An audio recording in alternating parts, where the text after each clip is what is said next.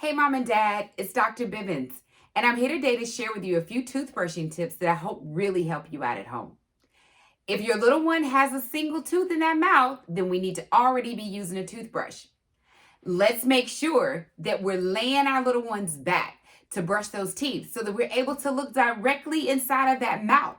Have them laying across the bed or having them sit on a stool in the bathroom and leaning the head back into our laps is the best position to brush those teeth so that we're able to see directly into that mouth and we're able to pull those lips down on the bottom so that we're able to get around those teeth and the gums and to push those lips back on the top so that we're able to get around the teeth and the gums. And sometimes our little ones love to squeeze those cheeks in on us, and we need to put those fingers inside of that mouth, pull those cheeks back so that we're able to get in there really good around those molars. Remember, Mom and Dad, those molars are going to be the ones that they have for the longest. So we need to make sure that we're getting back there and brushing in that area really, really well. So we need that vision. We need to be able to see. So looking directly inside of that mouth is going to help us. That position we're trying to sit our little ones on our lap and brushing from this angle, or standing them up in front of us and turning our heads around to do that, that's not the most effective way to do it.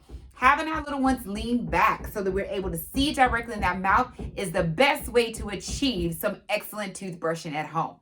I hope this really helps you guys. And for other good tips just like this, come and visit us at Crisp & Associates. We look forward to seeing you soon.